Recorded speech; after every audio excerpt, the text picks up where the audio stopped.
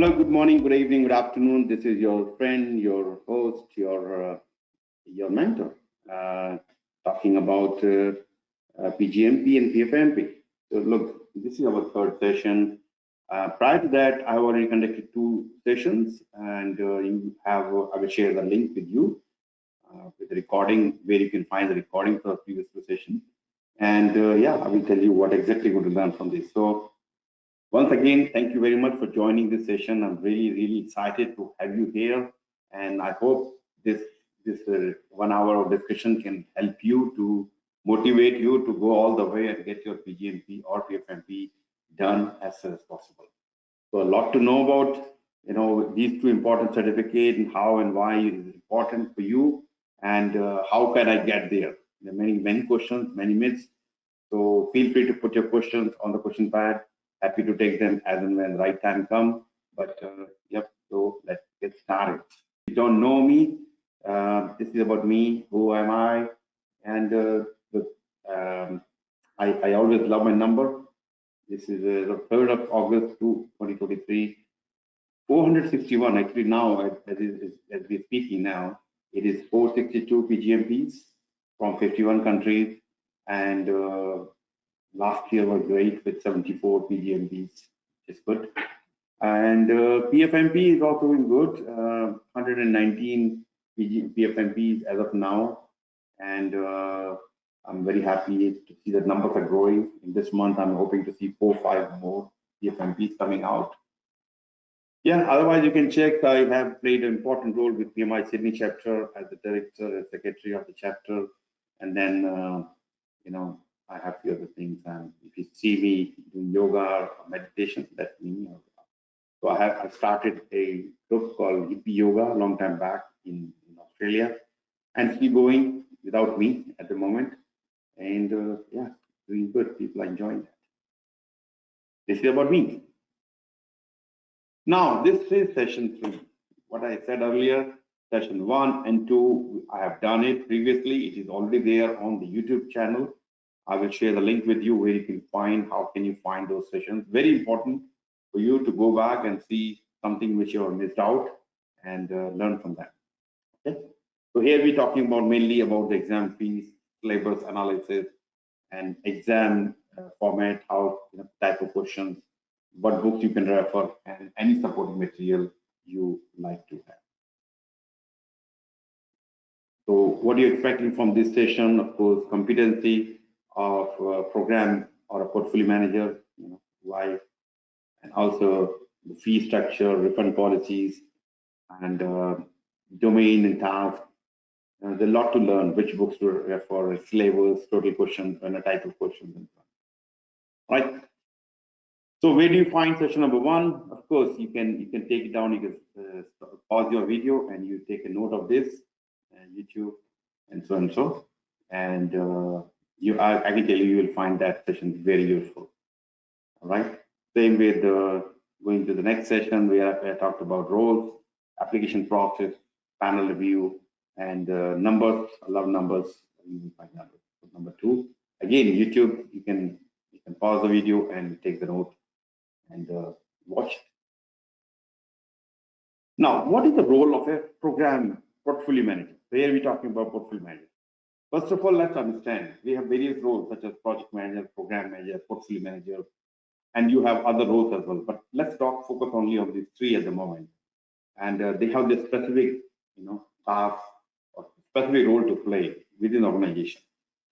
Now, what is the portfolio manager? Portfolio manager, well, let's establish what is portfolio. Portfolio is where you have multiple projects, a program, or operation work, and whatever you select has to be aligned with organization strategic objective. If it's not aligned, then you're not picking. Unless this is a compliant project or program, you cannot or you should not consider that. Okay. So effectiveness is one part of that is project selection, of course. The right project has to be there, or program, or anything, operations. You also participate or build a business plan, and you also have to look for identification of bad projects. If you feel this project is not adding value, it's not going as per your plan, the question is, should we continue with this? think about your, let's say you have invested something, let's say you bought some shares, and the particular share is not performing as expected, and the share is going down, down, down. What do? You sell it as soon as possible and come out and buy better share. That's what it is. If the project not doing good, why you continue? Let's discuss and terminate. Coordination, you're talking about the resource planning. You have limited resources, and using them effectively is very, very important. If you're living on the Excel spreadsheet, you're not doing justice to your organization. So please come out of the Excel spreadsheet and look for better tools. I can tell you one tool, VXDCC. Of course, yes, this is one of the tools where I've seen many, but this is one of the tools I really love. So this is where you can have your full sales cycle, your HR cycle, your training cycle, expense cycle, and your organization leadership, value, vision, mission, and balance scorecard, and talk about full life cycle project program. So, and managing the resources in this tool is very easy. And these resources are allocated on project programs, and the HR have visibility when projects are finishing and about to finish. So those resources working on that, we need to take them to put them to the next project. Anyway, resource procurement, if you have to get some resources like people, equipment, whatever. Participation in steering groups, project steering committee or program steering committee to ensure that whatever is expected, they are performing. Expectation. Collection and aggregation of the reports. So reports coming out from various projects, programs. You wanted to present a holistic view about your portfolio to your management.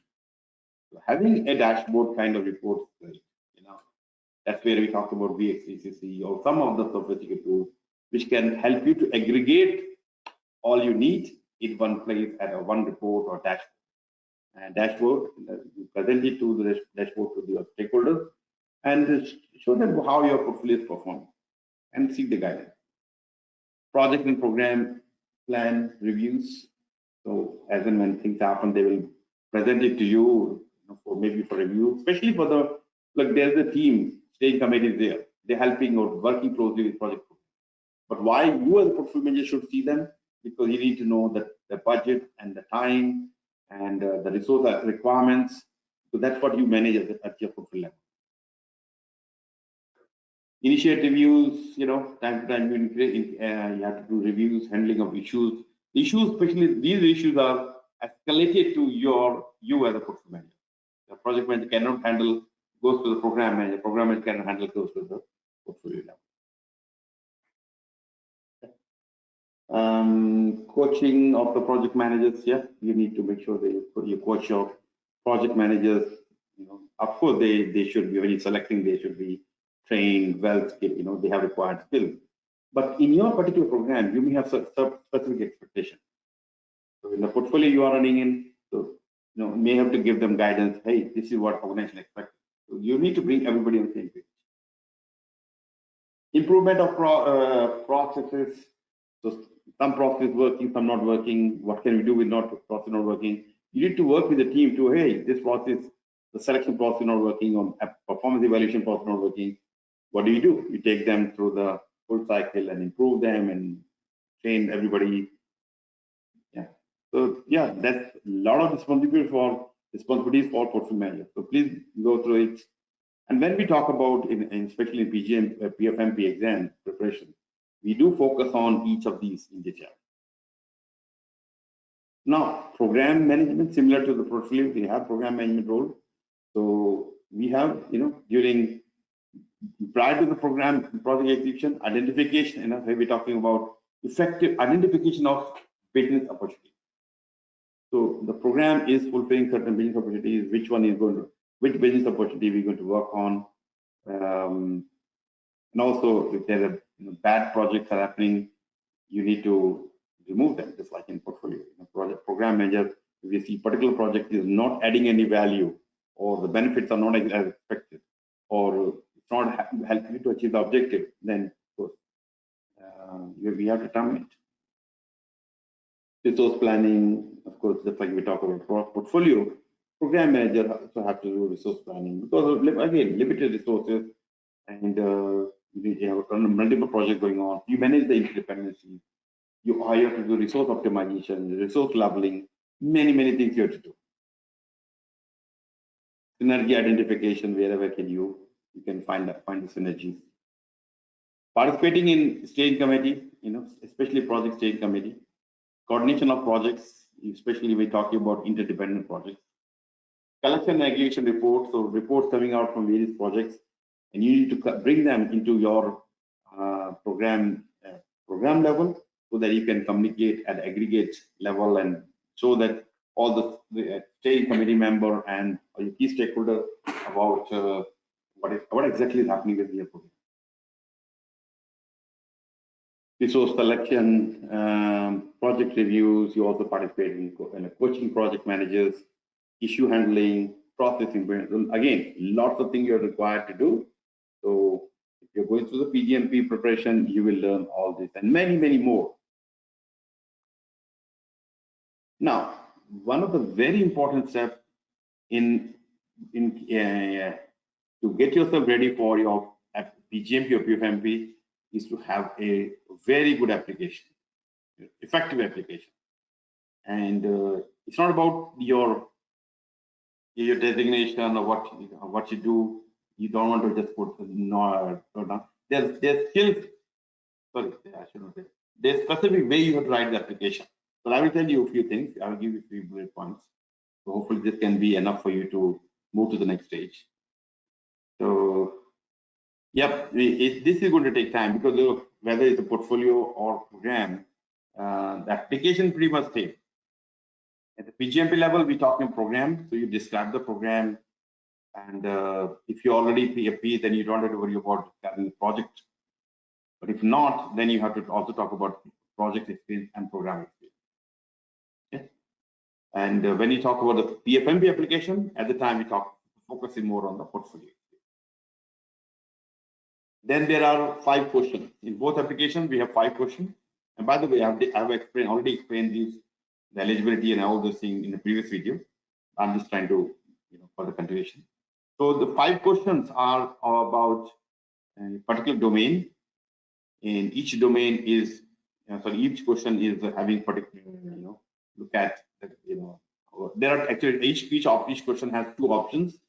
So look at the option carefully and see which option is the best option, especially when where you feel more comfortable. So pick that option and write anything and everything related to that option. You don't want to miss out something. Hey, just make sure you read every word and reply. Your response should be covering all those points. Yeah. Another thing is, and very important, is PgMP or PfMP application are about you as a program manager or portfolio manager. So no point of talking about sponsor and your team members. So here we're talking about you. So when you write the application, 5 questions, please use the word I, because of me. I created, I initiated, I was responsible for doing this. Okay, because the application about you. If you talk about we and our team, the credit goes to them. These are all great when you are doing a speech in your organization, but not with the application. Okay, so this is very important. Acronyms, if you do have to use any acronyms, make sure you define it in the first use. Just like in any document you create, you have the first time when you use, you define it. Why important? Because you don't want to give ambiguity. There shouldn't be doubt when other person reads. Because for you, this 3-letter acronym may mean something, but somebody else who's working in construction or oil and gas or some other industry, for them that 3-letter may be different meaning. So to be on the safer side, define it, within that, let's say ABC, then within bracket, you go to write Australian Broadcast Corporation or somebody else, something else. So let's say if I'm looking ABC in America, it's American Broadcasting Corporation. If somebody looking at ABC in Australia, Australian Broadcast. So to avoid this confusion, let's put in the bracket. And the next bullet point is very important. Actually, this is very important because look, when you read the books, the standard for programming, standard for portfolio management, exam content outline, the terminology or the information or text is very, very useful. But if you just copy and paste, look, people reviewing your application are experienced. They generally have gone through, they've gone through PgMP PfMP. So they have themselves gone through this process. So they will be able to pick that you are writing extract from the books. So if you have to use the language, convert it into your way. Okay, make sure it is aligned with your program or portfolio experience, and talk about the process you followed to complete or achieve that objective. Okay, and give an example. Very important. If you can give example supporting that question, great. So that means your application should go past all the way up to panel without any problem. Of course, there are a lot of other things you need to go through, understand, and you may, feel free to contact me if you're just looking for application support.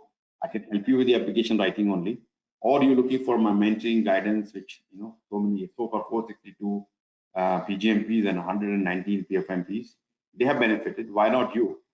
Just by paying something to somebody like me can get to make your journey smoother and enjoyable. Why not? Okay, I'm happy to discuss with you. If they have a particular situation you are in, and Dharam, I cannot pay you upfront, or some situation I am in, I will be happy to help you out as much as I can. I will try my best to help you out. If, let's say, you don't have a job for some time, or you're struggling with that, we can talk. So without talking, just assuming that Dharam's fees is too high, yes, my fees can be high. I'm talking about giving you value and ensuring that you get the value, learn how to do your program portfolio management, do your portfolio management more effectively. So that takes effort. Of course, I have to put a lot of effort into this. You have to put a lot of effort into this, and you will become a better program and portfolio manager. That is what my guarantee to you. By the time you finish, you know how to do your program and portfolio better, and you will be very easily passing these exams. And I'm talking about PgMP because these two exams are very tough exams, and many people have tried themselves. And the problem is with these exams, PMI has not mandated the training part. Like if you go do PMP, you talk about RMP, ACP, or you have to do a training. Without that, you cannot fill up the application. But PgMP, PfMP, no. That's good news for some people, because you don't have to spend money with the trainer.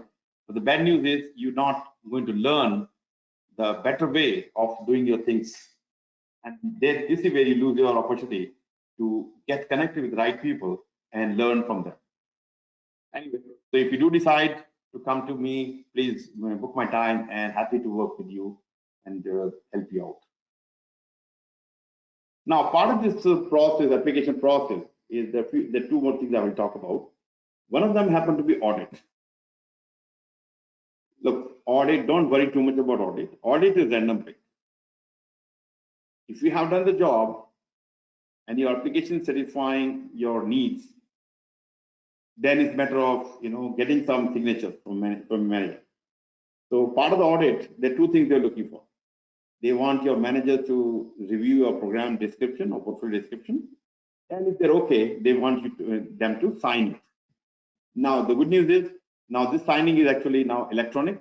Previously you have to send it, get a hard copy and sign it and then post it to the PMI. It's a very lengthy process. But now your manager can go and quickly see, yep, makes sense. I know everything. Yeah, he is a program or portfolio manager, or he or she, whatever, and they sign it by writing the name. The second thing you have to do, you have to provide a scanned copy of your highest degree, and they will tell you which certificate they're looking for.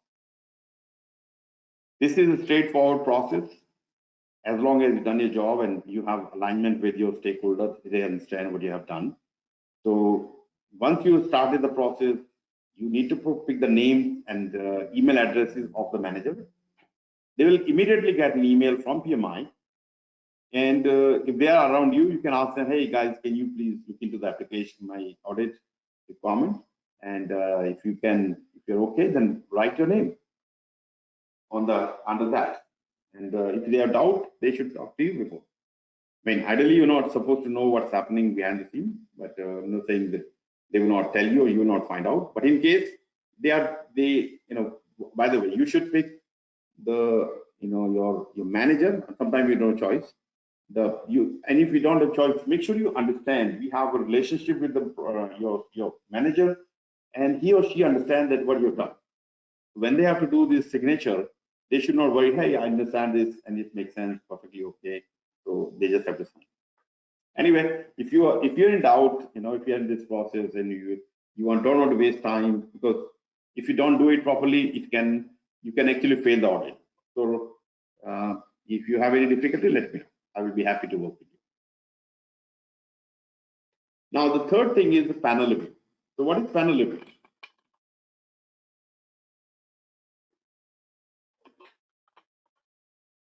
So part of the application, we're talking about five questions.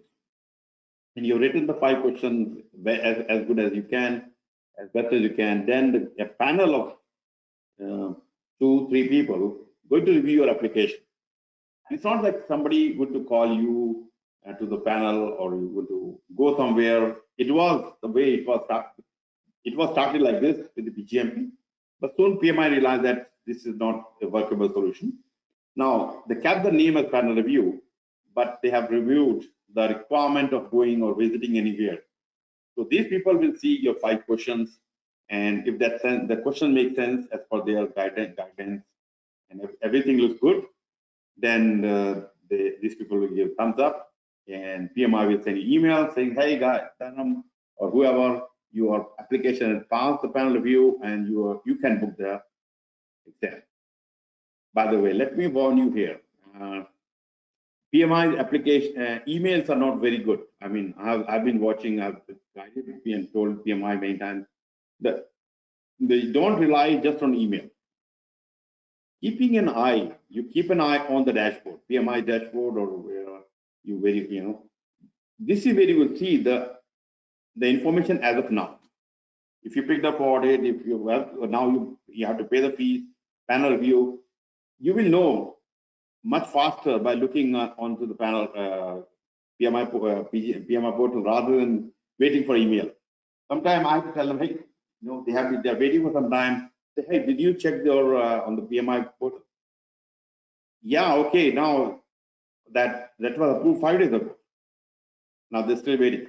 So my advice is keep an eye on your PMI portal. Rather, once a day, you just go and check. More than once a day, you're wasting time. Anyway, so if you have failed the panel review, especially if you're not my student, you would like me to work with you or help you, we can work on it. I have a special program I call it application support package. We can work on it, and I will give you my opinion, feedback, and we're going to work together to make sure the application goes all the way. Okay, so don't waste too much time. If you don't write it properly, if it's taking too much time, you're wasting too much time actually. And I've seen people. I'm repeatedly. I'm telling Dharam, I'm working on it, and in 2 months, 3 months. This is not too difficult, guys. Get started and put together words. Before you realize, it will be done. Okay. And again, if you're struggling, I'm here to help you. So some of the common mistakes, and I like to share with you so that you don't make the same mistake. If you have, experience mismatch.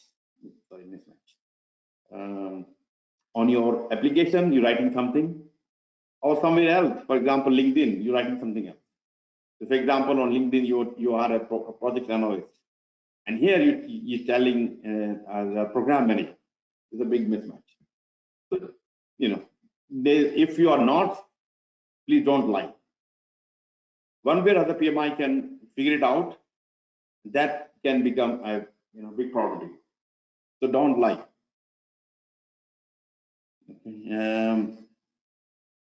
Total experience calculation. Look, experience is calculated based on month. So for PgMP or PfMP application, there you need to show 4 years of program manager experience. And if you're not PMP, then you have to show 4 years of project experience, project manager experience. That is for PgMP. And by the way, you can count the hours or months once. Let's say you are running two programs together. One start in January, finishing in December. Second starting in February and finishing in next year, June, July. So the period between February and December, there is overlap. So this will count only, a PMI will count this time, this particular period as one program. So even though you're running two programs, but the second program will start, the counting will start from January going up to June. Okay, so that's where, that's how you're going to calculate. Don't just say, Dharam, I was running two programs and both of them needed full time, late nights. PMI don't care. There is a particular formula. You just have to give start and end date, and start month or end month. The system will calculate automatically. Mentioning all work experience. Look, guys, I'm actually reviewing one application as I speak. This person has written experience, and I got 5 portfolios. You mentioned 5 portfolios. Started from 2010. Now it is 2023. He has written 5 portfolios. It took so much time for him to write all of them. He can easily satisfy the application requirement by having one, or actually he's writing 2 portfolios. Now after telling him he's writing the portfolio only 2 portfolios. So why actually keep your application simple? Don't try to show off, because nobody getting impacted by that. If you think that you're going to write 10 years of experience, nobody cares. What they care about, have you or do you have the minimum experience? If you have the minimum experience, great, no point, no problem. Okay. Choice of words and rephrasing, very careful the word you use. Don't use the obsolete words or the word phrases or direct sentences coming from exam content outline or the standard. In application incompleteness, so if you don't provide particular information, then it will take more time for you and PMI. Sometimes PMI, when they're sending email, it may not be very clear. So then you ask questions, it's actually wasting time. So it's better to seek guidance from expert to ensure that have I covered everything. Yes, that will cost you money, but at the same time, you will save a lot of precious time. I've seen people going through 2, 3, 4 times, and then finally decided, hey, Dharam, can you help me? I don't know what to do. So in the whole process, you already lost 4 months, 3 months, and still taking the guidance. I know you want to try it out, why not? But why you want to waste money, waste time in this whole process? And believe me, it is a frustrating experience if this goes for hours, months and months. No, not a good idea. So program manager competencies. So as a program manager, several competencies, skills are required. So some of them mentioned here, like we're talking here, communication skills. So by the way, communication skill is one skill which is needed, whether you are a program manager, project manager, portfolio manager, or any other roles. It's all about keeping other stakeholder informed about what's happening in your program or portfolio or project. So it's a verbal communication, written communication, your body language, the tone of your language, the tone of your the way you speak. Because if you're talking on the phone, and other person can easily figure out if you're happy, not happy, you're angry, upset, you were having some argument. So you need to keep an eye on that. So that's what the communication skills all about. Stakeholder engagement skills. Yep. You're dealing with several or different types of stakeholders. Identify the stakeholder, analyze the stakeholder. You have a stakeholder engagement plan, and you need to use it. The problem starts if you don't identify all the required stakeholders.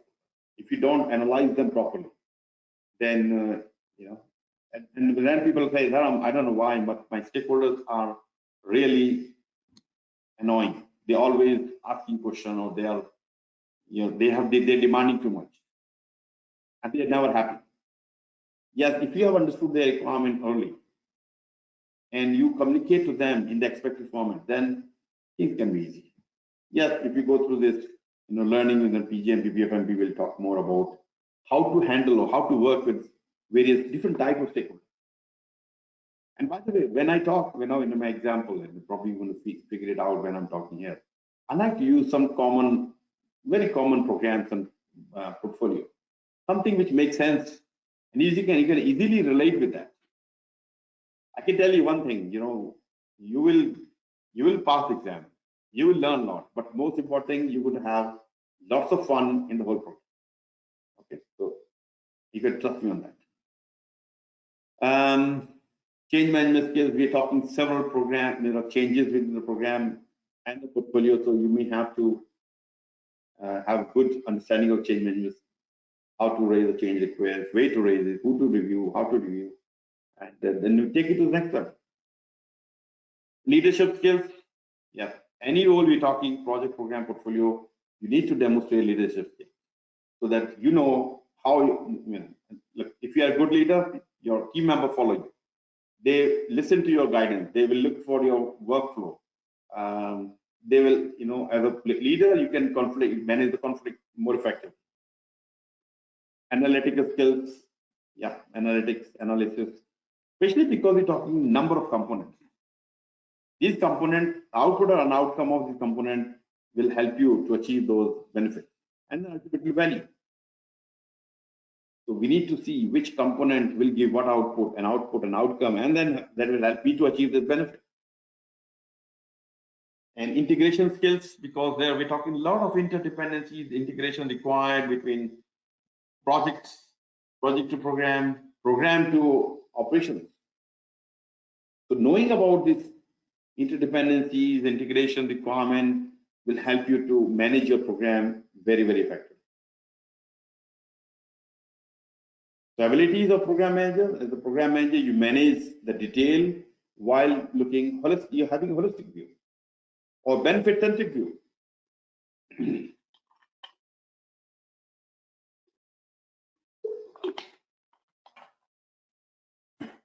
Leveraging strong working relationship, like working knowledge.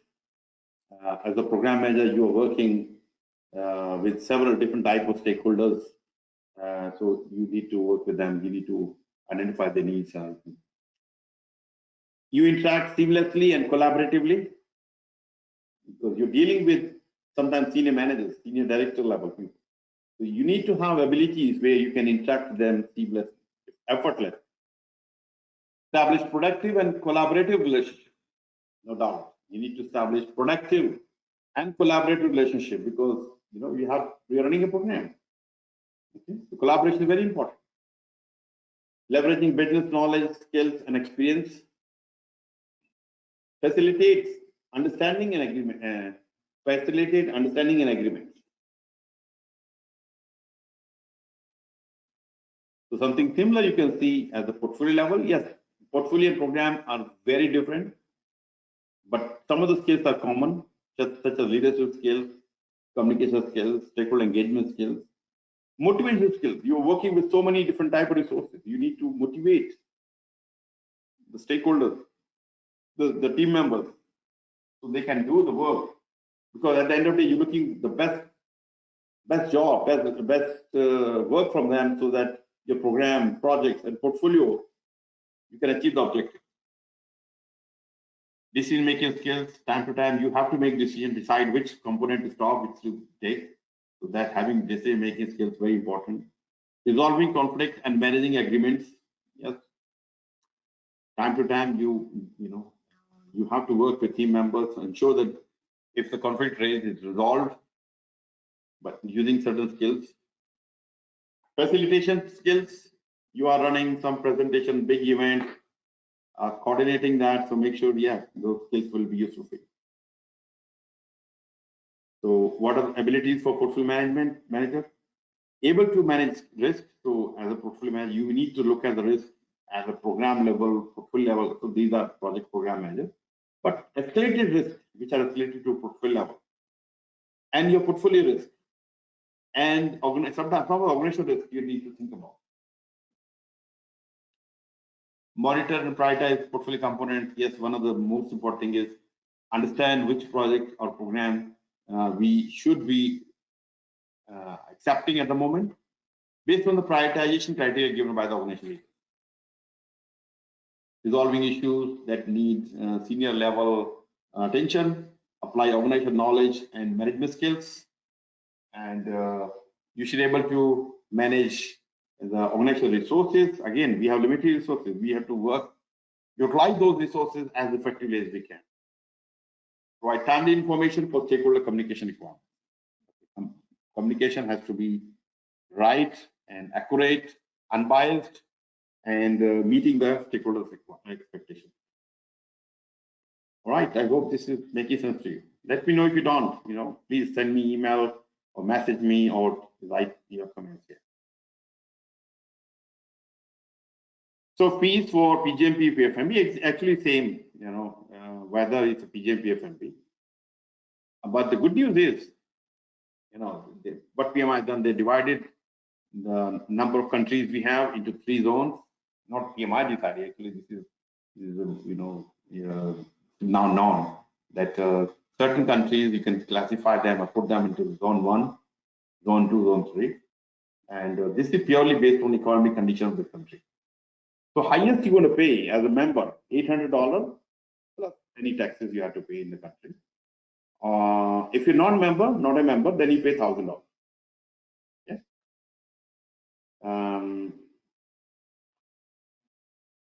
So other countries actually I've seen, like for India, you pay around 42,000 rupees. This is around $600.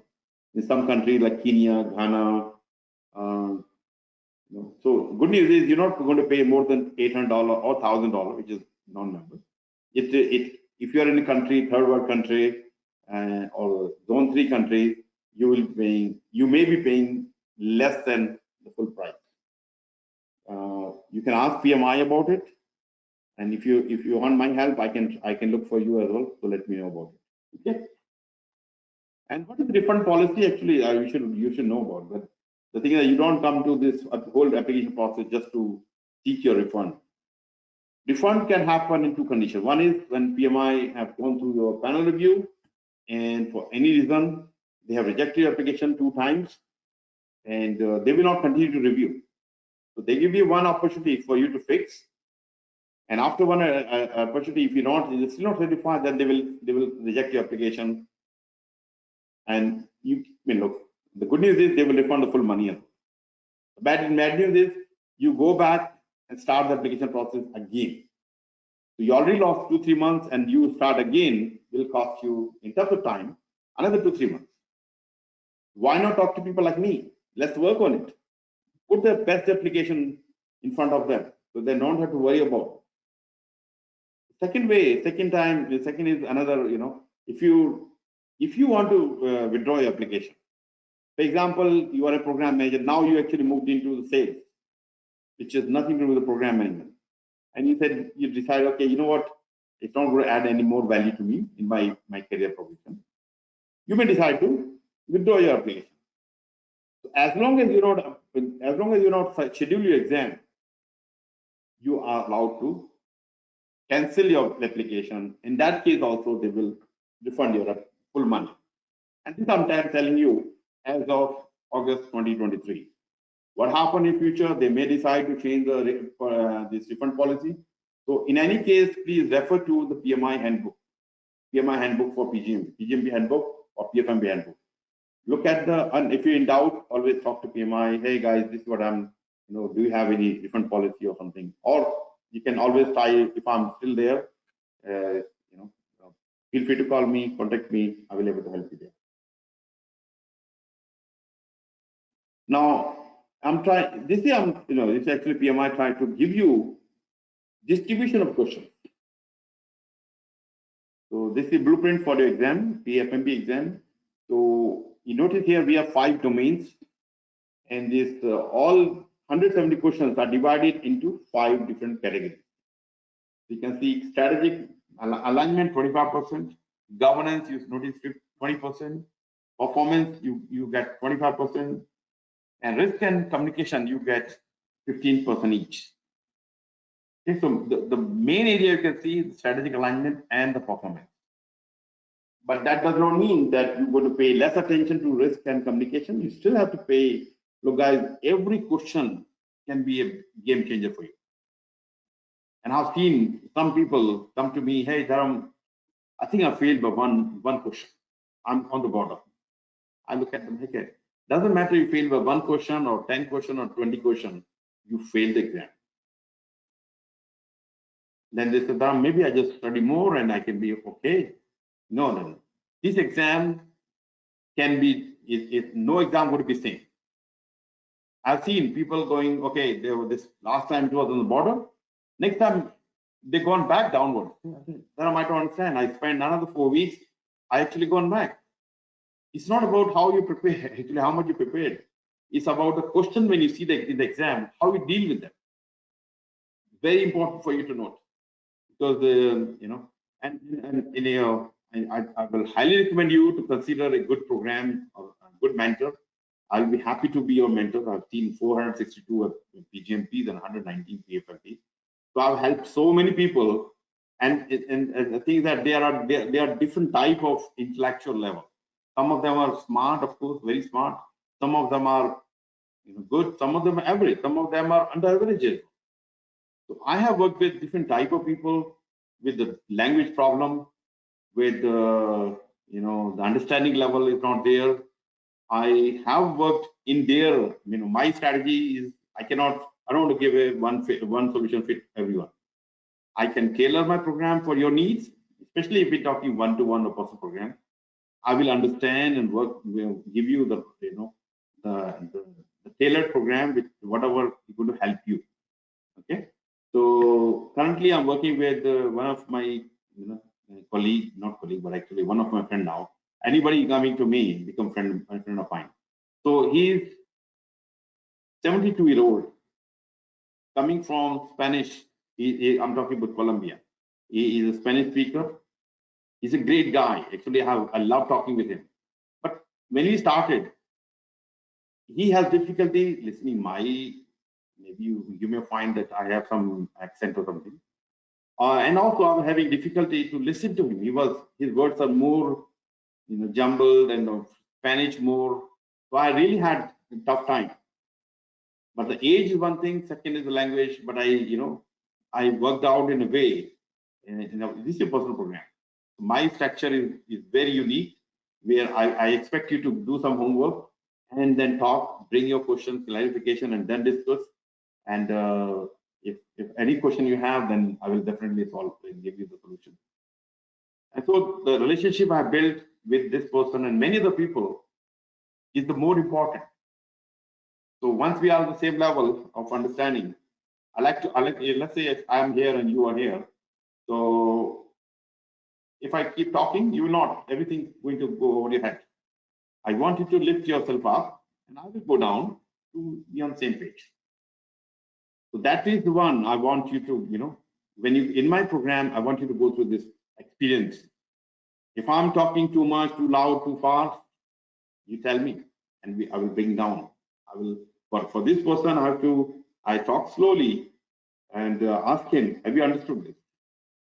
And I stop sometimes, okay, let him speak and then he speak. And actually, that's the fun part. He is really very excited talking about whatever you know. He's a professor in many of the Colombian universities. Not the Columbia University, Colombia the country. And he is a great teacher himself. And he also appreciates the knowledge and the example I'm sharing with him. Anyway, so I can keep talking about it. Now, yeah, so that's the distribution of questions. Similar distribution we see in the PgMP exam. By the way, you can find this information in exam content outline for PgMP or PfMP. Now, the focus here is the strategic program management, program lifecycle, benefit management lifecycle, benefit management, stakeholder engagement. Yep, it should be stakeholder engagement. The book is still saying management and governance. So these are number of tasks you have to do, each of the domains of domain. And this is a distribution of questions. And now you're going to see 44%. So this is huge number of questions actually, guys. So you don't underestimate the program life cycle. You have to pay attention to the program life cycle and maximize your score. And I will talk to you. If you do talk to me, if you're my friend, my student, I will tell you how to maximize your learning and get the best score in this area. Because if you get one, above target in this area, even if you have one need improvement, one below target, you can still pass the exam. But if you get program life cycle as the need improvement, then forget about it. You may have all the 4 out of 4 above target, and I've seen that. All 4 of them above target, program life cycle need improvement. No way. Below target, you still have a chance. But you should not be targeting below target. You should be targeting above target. Okay. So let's talk and let me know how can I score maximum in this area. So which books to refer? You probably know, but let me explain to you. So for PfMP, while there's 4th edition available, standard for program portfolio management 4th edition. This is available on the website since 2018, maybe earlier than that. Unfortunately, PMI has not changed the exam. The exam is still based on 3rd edition. I get a lot of people talking to me, hey Dharam, I did my exam. I don't know why I failed my exam.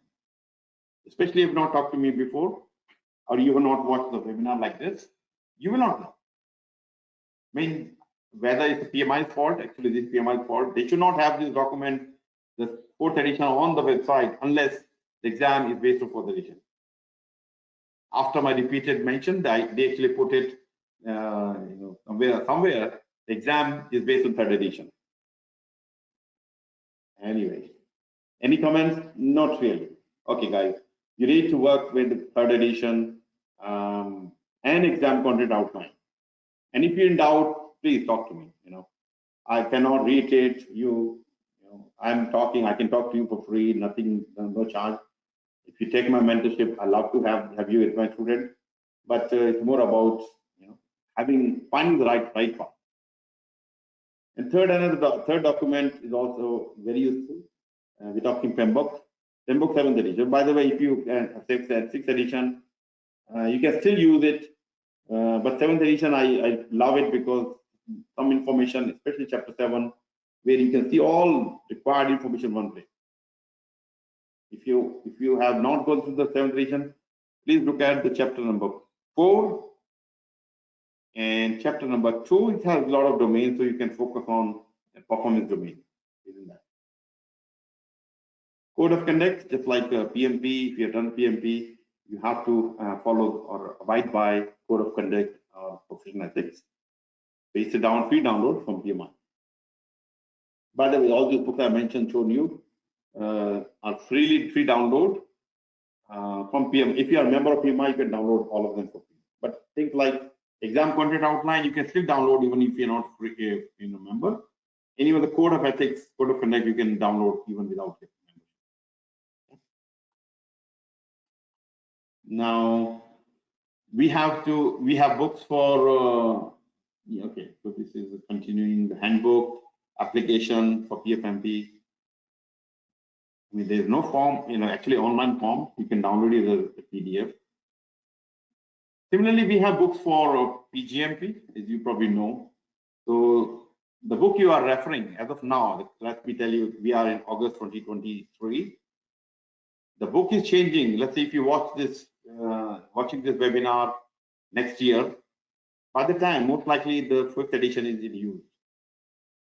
If in doubt, talk to PMI or talk to me. I will help you. Sometimes the book is there, like for SPM.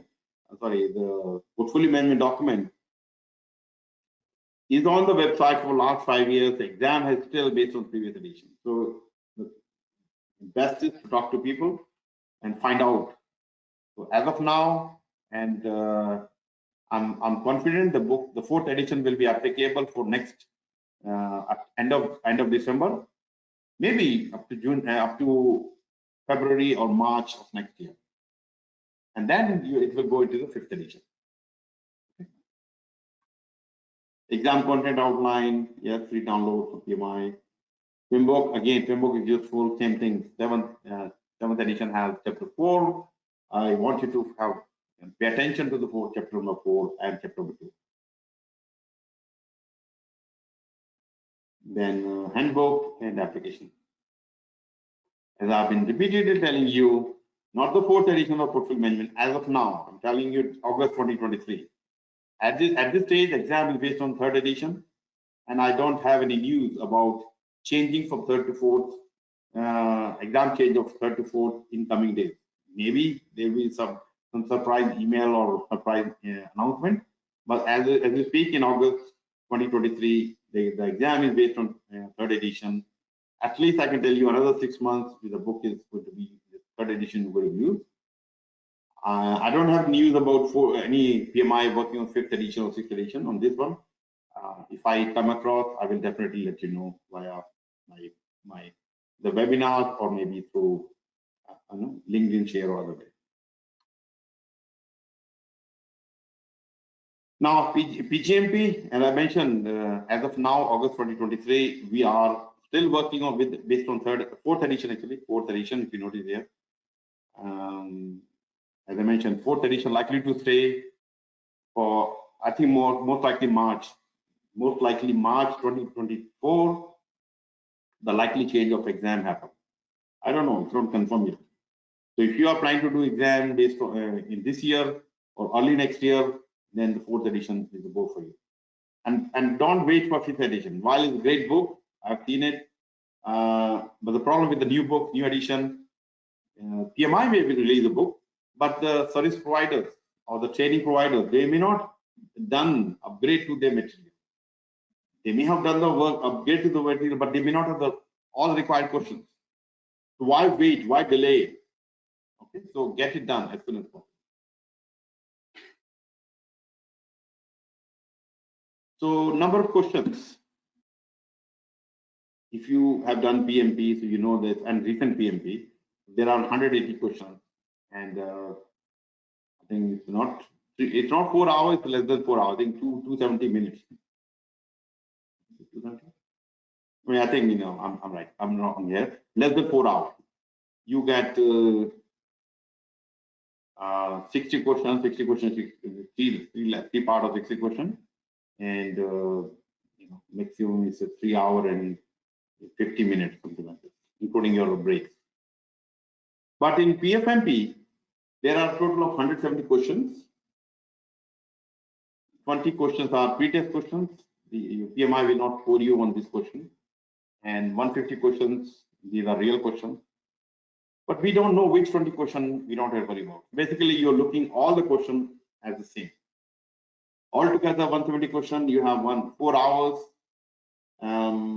Yes, time is very important, very important. The time is running. When doing the exam, time is going like a super fast train. When you look up, hey, already halfway through, and now how many questions I've done? Yeah, just you have to work with the time, and you have to look for accuracy and time management.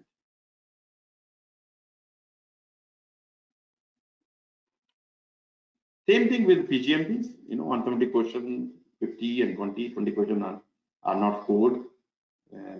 Look, while number of questions are less than PMP, the time is more than PMP. These questions are scenario-based questions. These questions can be challenging, very challenging.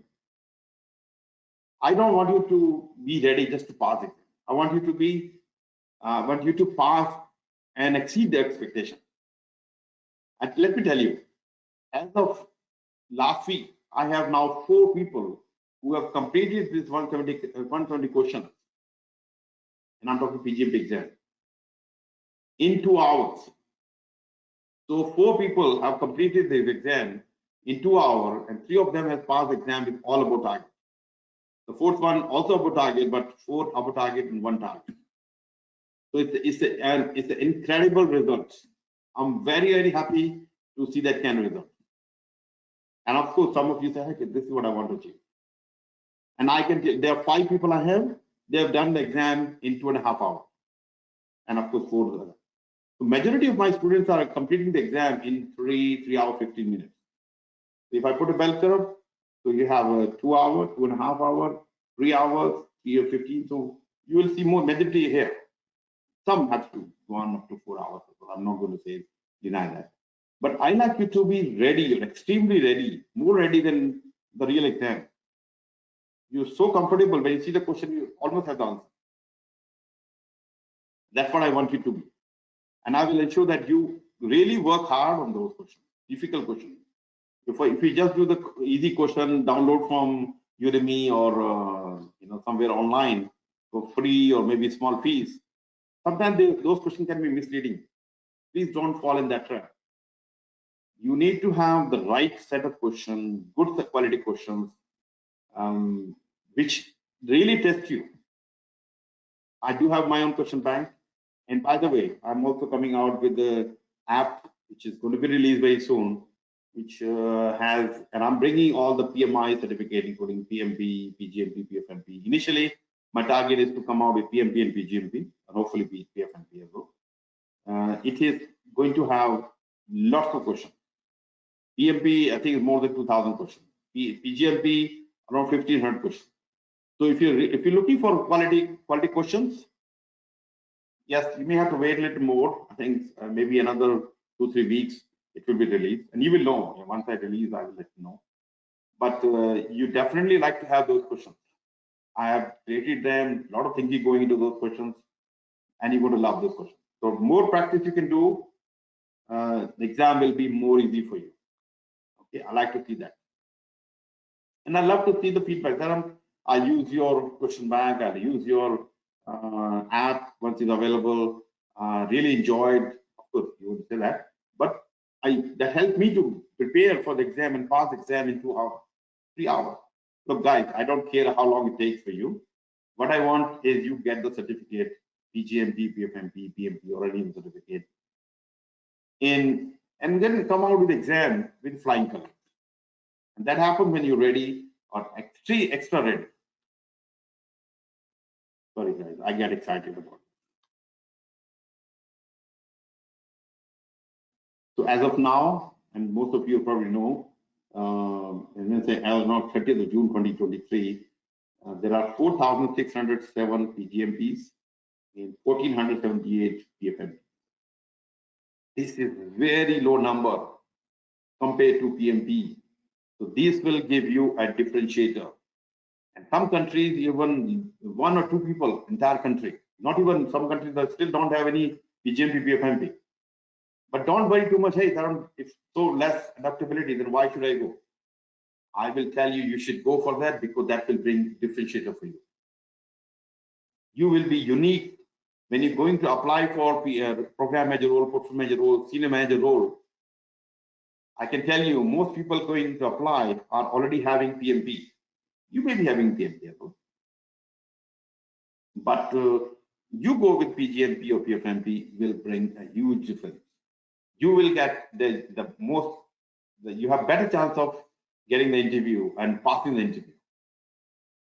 And you can see actually just 10%, if you look at the number, they've gone through my program, and I'm very fortunate. Yes, as of now, it's 462 gone up in 119 PfMPs. It's around 8%.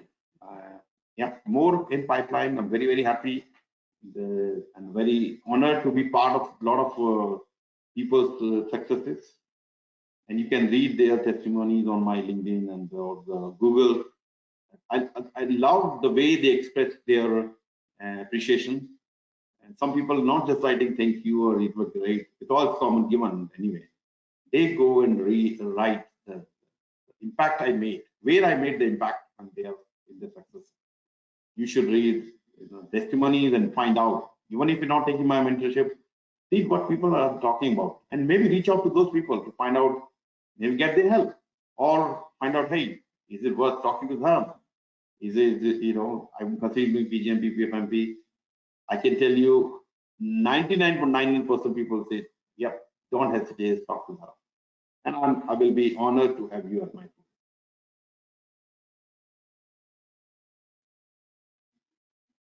Now, this is just a global number of PgMP, PfMP. You can see that the over last few years, how you can see the progress. 334 next year, for 432, then gone up to 616. This year already 497. We're still in August, not even completely August. 5 more months to go. September, October, November, December, January. Yeah, not January, but 5 more months to go. This number most likely go over that, like 650 or something. Same thing you notice there, PfMP, I think they're still same around that. So I think this number will go up to 200 or something. But doesn't matter. What matters is, do you get the certificate or not? Are you going to be part of these numbers in 2023, or you will be part of 2024 or never? This is going to bring a uniqueness globally around not even 5,000 PgMP. Think about it. Even in United States, maximum number 1,300 PgMPs. And United States, a lot of jobs are asking for PgMP now, PgMP PfMP. Okay, so don't underestimate these certificates. And if you have any doubts, I'm here to talk. All right, so wow, this is an interesting session. I love this session because I'm going to give you some exam-like questions, and some of you, my students, you already seen them, but I will walk you through. We'll take a few minutes here. Actually, I will go through this question and allow you a couple of seconds. And if you're watching at home, you can pause it before you answer, and then you look at the answer in the discussion. So the one question I have is, most of the projects within your program are closed. Your sponsor would like to know how well the program team can ensure a smooth closure of the program. What is the first activity you perform while closing the program? The option you have: approve closure of the program component projects, complete program performance report, obtain stakeholder approval, and obtain the approval from the program sponsor and program sponsor. Take up a few seconds, then I will talk about this question. Okay, good. So please write on the chat. I'm watching your answers here. Love to see that all of you participating and you all get it right. But if not, then I will explain to you. Okay? Yeah, thank you.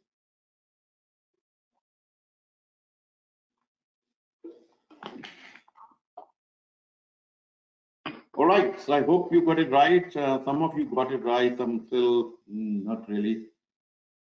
The answer for this is A for alpha. Why A? Some of you are surprised. Okay. Approve closure of the program component. By the way, this question is coming from program PgMP question, and this is also available in my complete question bank. The first word is giving you the answer. Most of the projects of your program are closed. We like to see all the component, all the projects are closed. So if you have not closed all of them, first step is to close. Approval of the component closure. Okay. The correct answer is A. I hope this makes sense to you.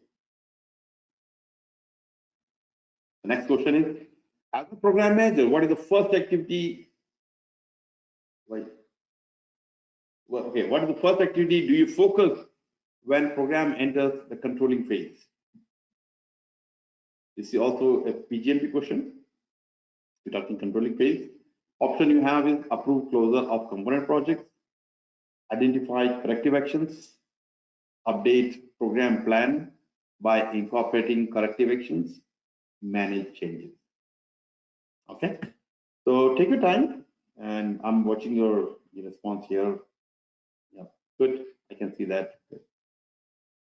All right, we're talking about. Okay, yeah. So at home, you can pause this video and you can see the answer. But by the way, let me reveal it to you. When do we enter into the controlling? Because other phases have time, like you have initiation, planning, execution. But corrective action, controlling can happen when you have to do corrective action. If there's no corrective action required, you never enter the controlling phase. Only when we have a corrective action required, preventive action required, That's where we work on. That's where the control is based. Wow. Okay. How are you feeling? Right. All right. Let me take you to the next question. Question number 3, talking about which technique you will use to determine which risks have the most potential impact on the portfolio. Okay. Option A, root cause analysis, sensitivity analysis, Monte Carlo, Chicago. Yeah, as you notice here, all these terminologies are coming from PMBOK. Yeah, we're talking about portfolio question, maybe program question as well, but and it's a project question. So you need to know all these techniques: analysis, root cause analysis, sensitivity analysis, Monte Carlo, Chicago. All right, I can see some answers. All right, some of you got it right. Great. All right, let me reveal the answer. It is sensitivity analysis. Sensitivity analysis, the outcome of sensitivity analysis is a tornado diagram, and this technique will help you to understand which risk has the most impact on your portfolio, okay, or program or project. All right, if you in any doubt about this technique, please go to PMBOK, learn from that. That's why I'm referring or asking you to refer PMBOK. All right. Next question is, an understanding of core competence communication needs of each stakeholder is also necessary for planning. What kind of information is each stakeholder interested in? And what type of communication do you expect to ensure portfolio success? Which document are we talking here? Which analysis are we talking?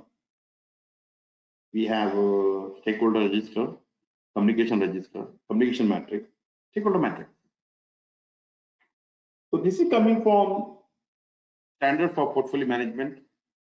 If you have not studied that SPM for the portfolio management standard, I think you will have difficulty in this question. Yes, you may try, you can guess, but I can tell you, unless you read, unless you understood what are these register or matrix all about, the correct answer here is stakeholder matrix. So I will recommend you to go through this, download the SPM 3rd edition and look at this answer question there. Okay, what is stakeholder matrix all about? What is communication matrix? Okay. All right, so this brings us to end of the questions. All right, so now I do have some questions, frequently asked questions, and these are very popular questions, and I thought let me bring those questions as well here and talk about them. So the first question is, what are the most common reasons why program fails? So why program fail? There can be any reason. It can be because poor planning. You've not done the planning properly. You've not identified all the required steps. It can be because lack of clear objectives. You have not clarified all the required objectives, or there's ambiguity in objective. You're thinking you need to do something, but their expectation is different. That's why we need to bring everybody on the same page, common objective. And inadequate resources. Guys, you need resources, Yes, sometimes you may have to do things, or with limited people, limited resources, limited money. You need to get the people, money, devices, equipment, right devices. If not, that can be another reason for failure. Poor management, poor risk management. I can tell you one area you like to be strong is risk management. As a project program or portfolio manager, you should be able to see what is about to happen. You should be able to visualize it, and if you can, you should have a mitigation for that. If you cannot identify, and something happen, major happen, then immediate failure. So don't overlook this area. Risk management is in my opinion, is the number one thing you should do. And if you're not very clear, understand the risk management. Not just PMBOK. I think PMBOK has some basic knowledge, of course, and a standard for program and portfolio has some basic knowledge. But why not look at the risk management professional RMP exam? And that's where we'll look at the practice guide. Risk management practice guide can help you to learn some tools, techniques which were not discussed in PMBOK or any other books. Okay. And I do offer RMP program. RMP is mentoring as well. If you want, I can help you. Communication issues. If you don't communicate right, right people, right time can be another thing, another problem. And the scope changes. Scope creep. Yeah, I'm sure you have heard about this word. What that means is somebody asks you and you say, don't worry, I'll take care of it. Is the mind the change? Yeah, okay. But it starts becoming piling up. The client is happy, they keep sending you all this required, extra requirements. That impacts your deliverability. Suddenly you realize that, hey, this is too much. You cannot handle it. Okay, so there are many other reasons, but this is my opinion. In the interest of time, we cannot continue to talk about this. Let me keep moving. But yes, identify, look at the lesson learned in your organization, outside organization, see what can be done to avoid the failure. One thing is, if you can do your certification, understand the better way of doing things, the chances of success will be much higher as a certified PMP, PgMP, or PfMP, or any other certificate. All right, so my next question is, when managing multiple projects, how do you determine which are the highest priority? Which one of them is the highest priority? So, that's the problem for a program as well as portfolio. Especially, we have several projects, but which one to pick? Okay. So how do you do that? First thing first, you need to have a list of all the projects and their urgency, their needs, and what they need, the resource needs, and the priority of each component. And you need to see what value it's adding. If you have a matrix where you can see the output and outcome of this project aligned with the benefit or value, and you know that this particular benefit is the highest benefit, the number one benefit you're looking for, so then the component or project related to that benefit you would focus on. All right. Yeah, again, we can keep talking about this, but by my approach is to have the mapping and understand the priority of benefit or value to generate. And again, it's not you decide, let your stakeholder decide. Based on that, your project program can change. And again, look at organization leadership criteria. They may decide a criteria. This is the prioritization criteria. They may say focus is on compliance. So anything has compliance means that's number one priority. The focus is on ROI or anything else, any objective. Accordingly, your priority list can change. Does this make sense? All right. So let's continue and feel free to put your questions and chat. I'd love to know how you do actually. All right, so this question is interesting. If you are assigned a program with a 6 months of deadline, what step would you take? Would you take to plan the deliver of the program successfully? So if you're given a program 6 months, I don't know why we have to worry about 6 months. Anything, if somebody asks you to deliver something beyond the expected time, as the program is 1 year program and they ask you, can you do it in 6 months?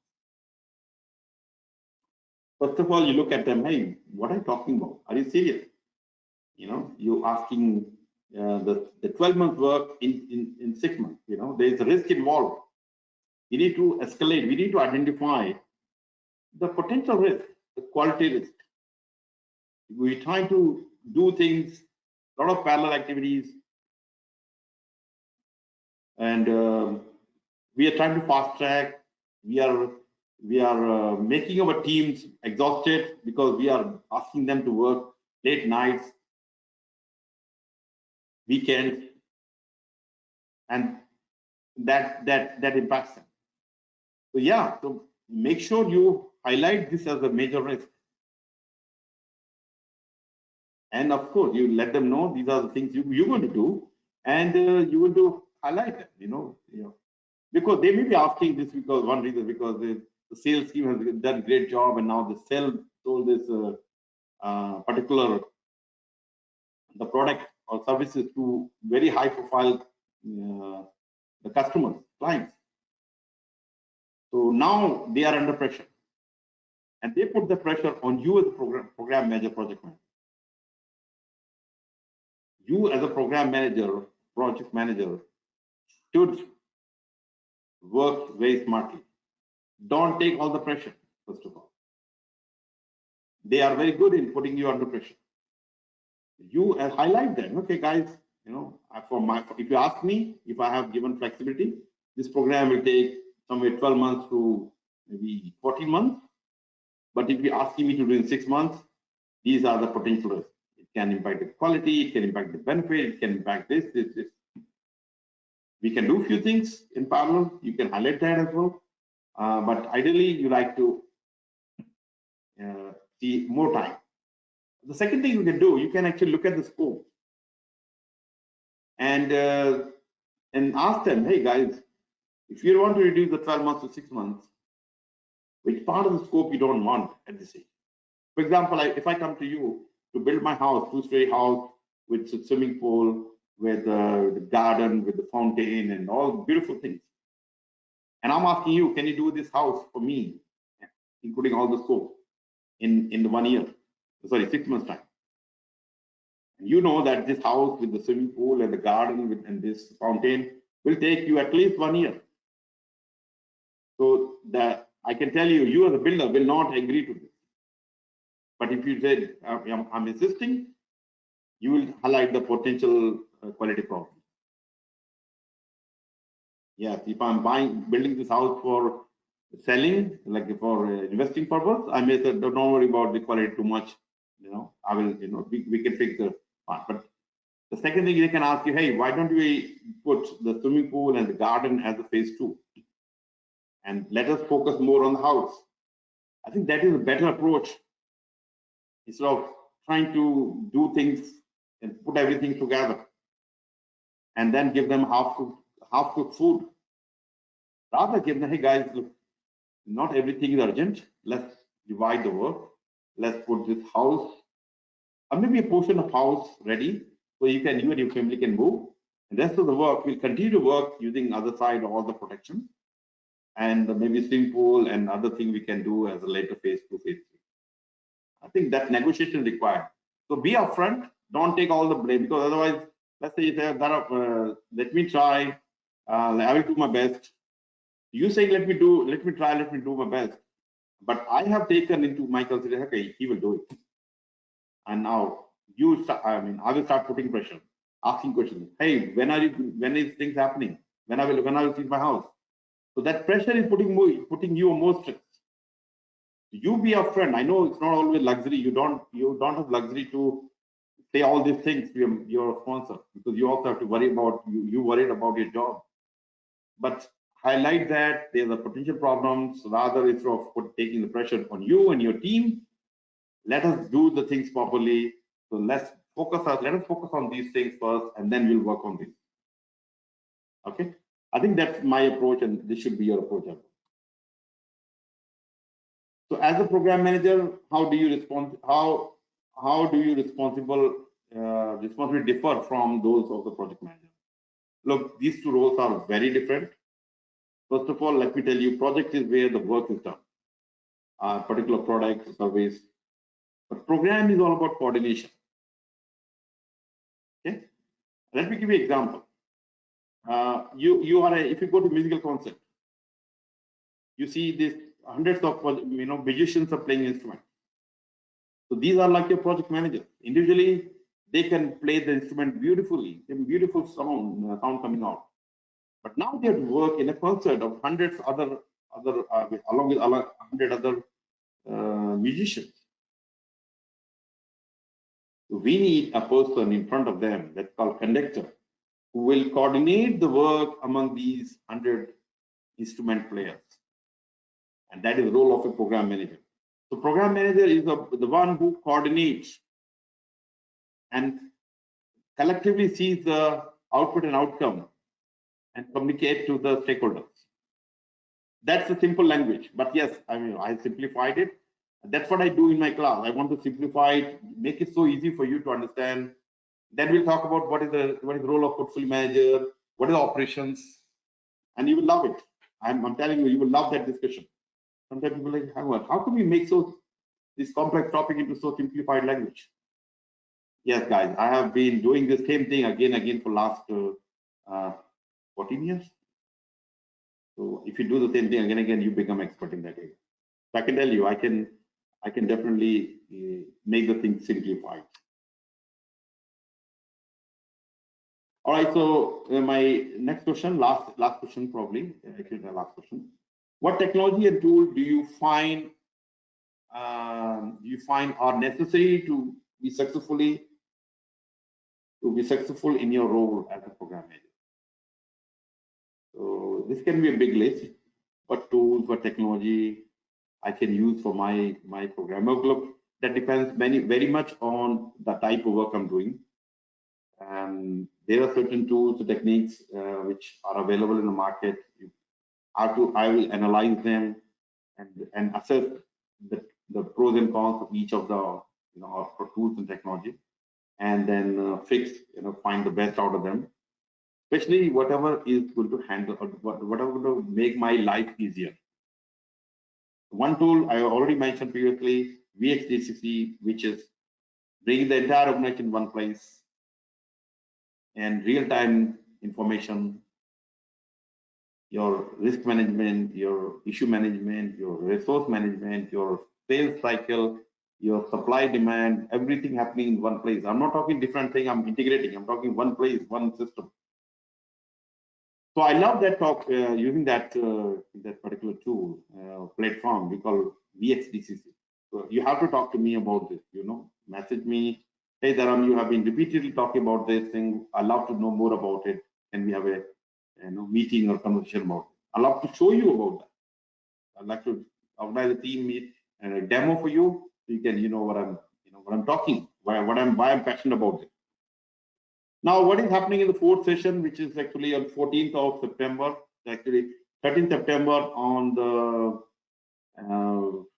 in US time zone, and 14th September in Australia and other time zone. Okay, we're talking about skills, exam content outline, with the standard for program and portfolio management, books, and many other things. So lots of questions to discuss, a lot of FAQs to talk about.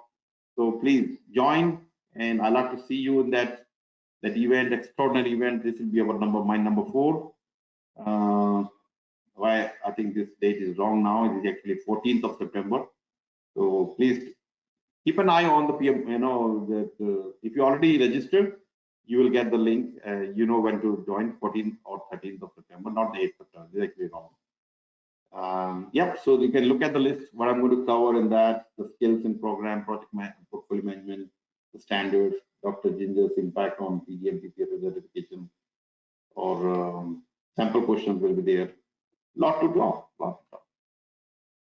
So there are a few more sessions to go. And number 4 session, 14th September, then 6th October, and then 3rd November.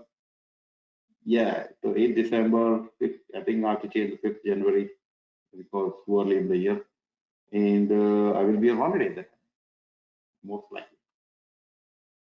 And guys, if you are in Sydney, if you are in Melbourne, if you are in Brisbane, you really don't want to miss this opportunity, interacting with me or learning from me via this PMP, PgMP, PfMP program. So please take a note of these dates.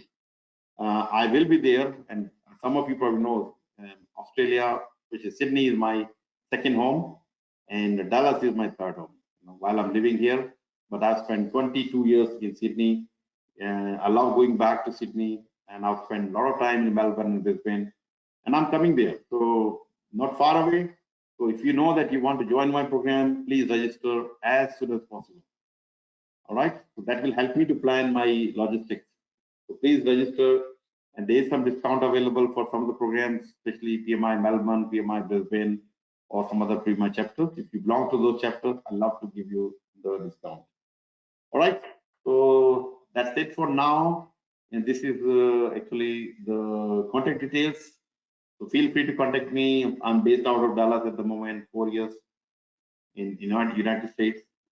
And you can note down my email address, dharam@vcareprojectmanager.com. This is my number. You can WhatsApp me on this number, and you can follow me on any of these social media. So guys, thank you very much for joining this session. I hope you got something out of this, and I'd love to see you back on my number 4 session and going forward. And let's say if you complete the journey, then of course there's no point of coming back. If you're done, going for the exam in next few days, good luck and my best wishes to you. And let's stay in touch. All right, guys, thank you and take care.